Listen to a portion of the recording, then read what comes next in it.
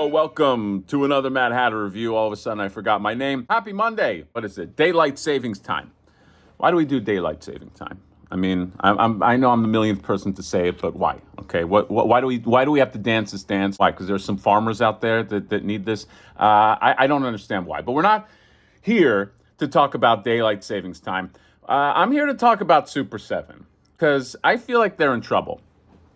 Today, I got an email from Big Bad Toy Store saying that there's this big sale. Now, Big Bad Toy Store always has sales, okay? Every weekend, they have a sale. They can't move this shit.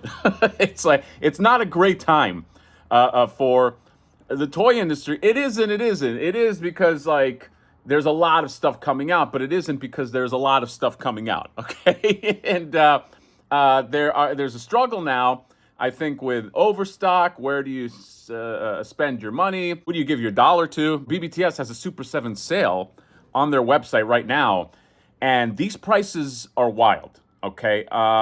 Just going down the line here, and I'll put a link in the description, but everything Super7 is on sale, and some of these prices are crazy. Like, for instance, this Slash, you could get it for $19.25. It is 65% off, which $19.25 for that figure is a steal, okay? You're robbing them at that price. That is a great Slash figure.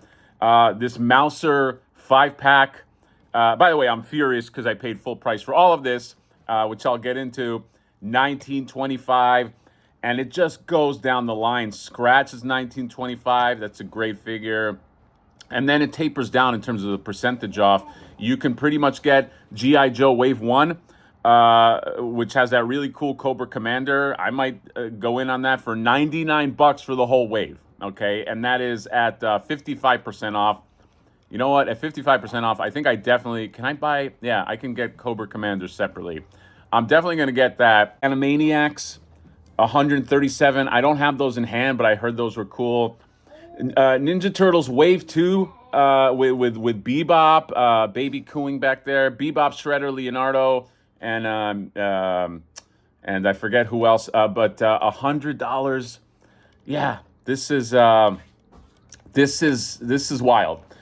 But it's not that shocking. Muckman, oh my God, I paid full price for all these.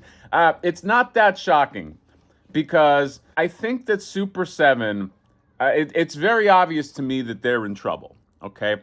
I hope that they can turn it around. I will say that before I go into this because I really don't want any toy company to just sink and just go away forever. I don't know, that kind of makes me sad. I feel like at the end of the day, there's a lot of artists that have worked hard to make these products, okay? Maybe poor management is the problem. I have no idea, but...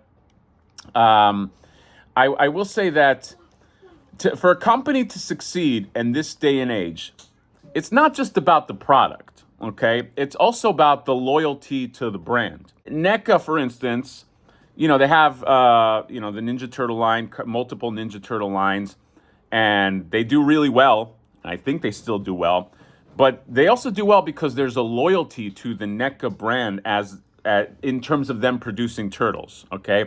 And that loyalty extends to the figures that maybe are not so hot, okay? So, the ones that you might not buy if they were just on an island, but because they're part of, the NECA line, you buy it because you're like, well, they've done right by me. And there's this almost subconscious thing where you're like, I'm gonna, give my money to continue the brand, okay? Very, very important, I think, with a toy company, because that's how you get repeat customers. That's how you get people to pre-order sight unseen, where they're like, you know what, I don't have this figure in hand, but I'm going to pre-order it because this brand has done well by me. The problem is if you start dropping quality and it gets out there, and let's face it, in the internet age, it gets out pretty fast, and that happens consistently enough. And the prices are still high, and there's so much competition for your dollar. I think it becomes easier and easier to drop loyalty for a brand, okay? I will say when the Super7 Ninja Turtle line started, I was all in. Okay, I pre-ordered everything. Now, I will say that my loyalty to Super 7 carried over from the Motu days. Okay, they did the Motu Filmation Classics, and those are really nice figures. Those are still some of the best Masters of the Universe figures. Then when I found out they were making Ninja Turtles, great. I loved the idea. Plus, I loved the model of like making like updated Playmates figures. I still think that's a genius idea. But as time went by, quality started to drop, and price did not drop. Price still $55 each. We were having paint issues, we were having QC issues, we were having loose legs, we were having prototypes that did not show up, or like the prototype would look a certain way, the figure would come out and it would be another way. Waxy April, waxy looking figures. That starts to build up, and then that gets around, and pre-orders start to become less. They became less for me. Okay, I stopped pre-ordering. I don't have any Super 7 stuff on pre-order. And then contempt builds, okay? And once contempt builds, it just becomes like a rolling, it becomes like a boulder. It just gets bigger and bigger and just carries more moss and all that. What's the saying? Yeah. So, and that extends, by the way, to other lines too, like Silverhawks. Problem is once things get to a point where people get comfortable with criticizing you, it gets worse and worse unless you really pivot in a hard way. Because when Silverhawks came out, they started getting nailed too in terms of like the quality and the finish, and why does this Quicksilver face not look like it does when it came out? Once you start building up all that criticism, the stuff that comes out really good doesn't get noticed as much. For instance, G.I. Joe Wave 1 is really nice, okay? The Duke is really, really nice. It's one of the best Dukes. Cobra Commander is nice, but overshadowed by Wave 2 with the crappy Lady J, the waxy Lady J, and like all the waxiness of those figures. So it doesn't help. You can't just course correct with just a few things that are good amongst a lot of criticism. You have to really make a concerted effort to pivot. Now, is it too late to pivot? I don't know. Okay, I really don't know. It's like once you have like a stigma, the stigma tends to chase you. Now you can argue things like Cat Slayer succeeded. Cat Slayer did succeed, but I think that was more necessity. Cat Slayer was not going to come out in any capacity anywhere. This was like a Hail Mary to get it made, okay? And even with the issues that people had, I didn't take a lot of issues with Cat Slayer, but I know there were people that had some issues with it, but I feel like those people weren't going to go in anyway. Cat Slayer, I think, I'll call that the exception. How are the Thundercats waves going to do moving forward? That I don't know. So how do you help? Can you course correct? Okay, I'm trying to think of companies that have. I keep thinking of like Mondo. Now Mondo didn't put out the amount of product that Super 7 did.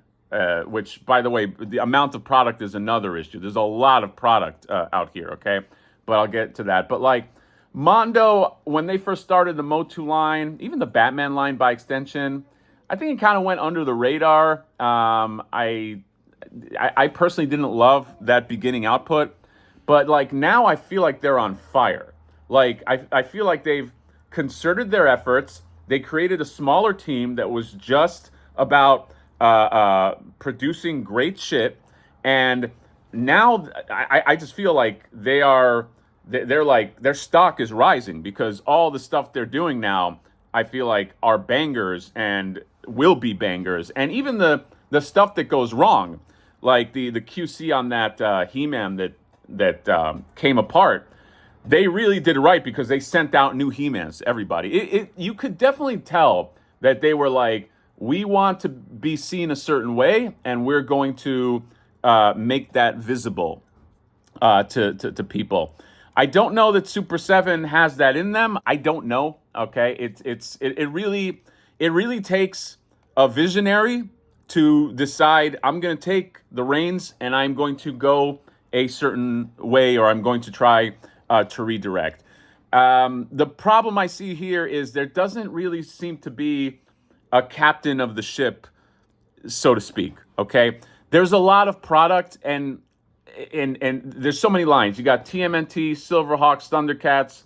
I'm just looking right here. Disney, Simpsons, which could have been its own giant thing, but Mighty Morphin Power Rangers.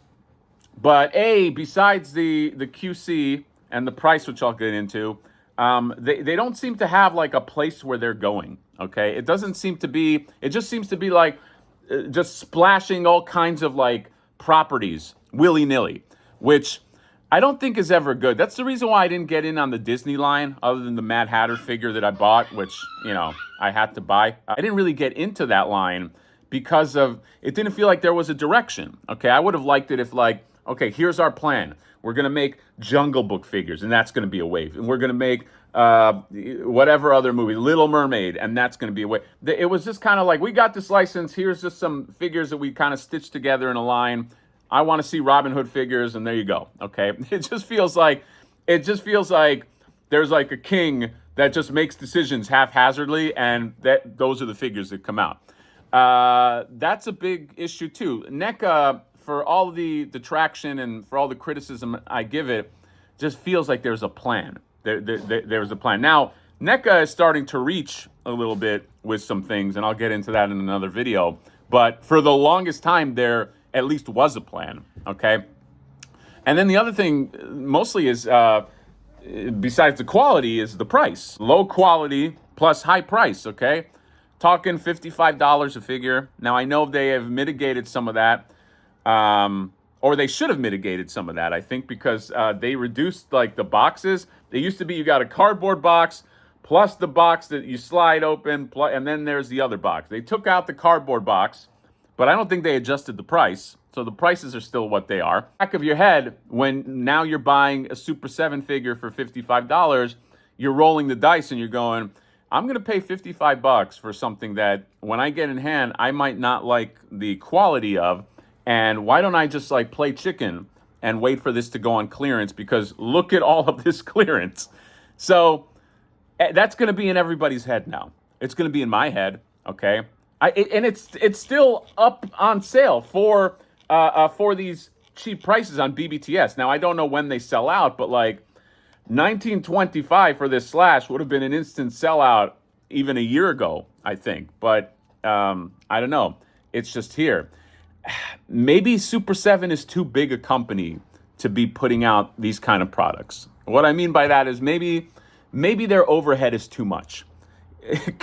I don't want to advocate for anybody getting fired, but like maybe there's a way to kind of like minimize costs, and so these things are A, not so expensive, and B, the staff that you do have is just focused on the quality, okay? I go to the Super 7 store in San Diego and I'm like, this store's got to be pricey as shit to keep afloat. Okay, do you need this store? Okay, do you need brick and mortar stores? I don't know, but that'll save you some money. Anything to save money. I think that's the big theme here, is that if this stuff is costing that much, what can you do to shave off the costs? Okay, because I think that if these figures cost even $30 each, I think the ask is a lot less, okay?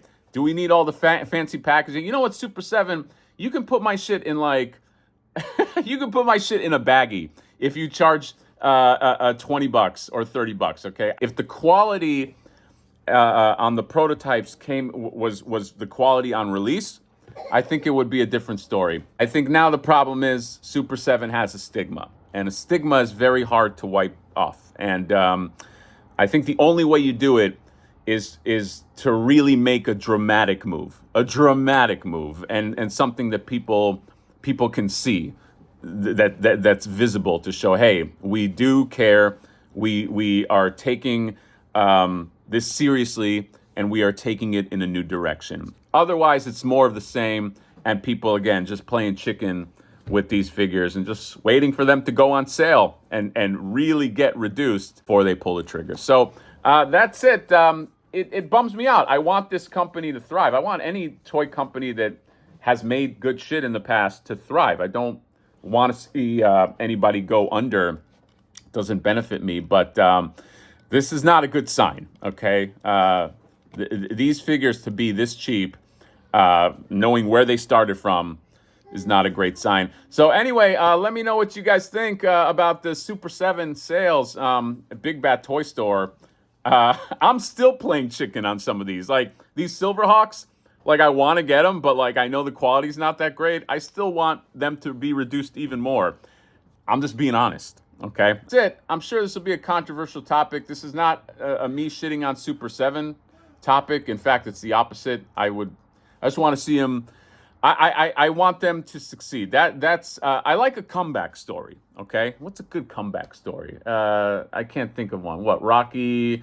Rocky 2? Yeah. Okay. Let's go with Rocky 2. I like a good underdog story, but it's hard to say they're the underdog too because you have so many properties, you spend so much money, and these things are so expensive and. Whatever. I said all that. Anyway, let me know what you guys think. I'm sure there'll be a lot of opinions. Comment, subscribe, drop me a like. See you next time. Bye-bye.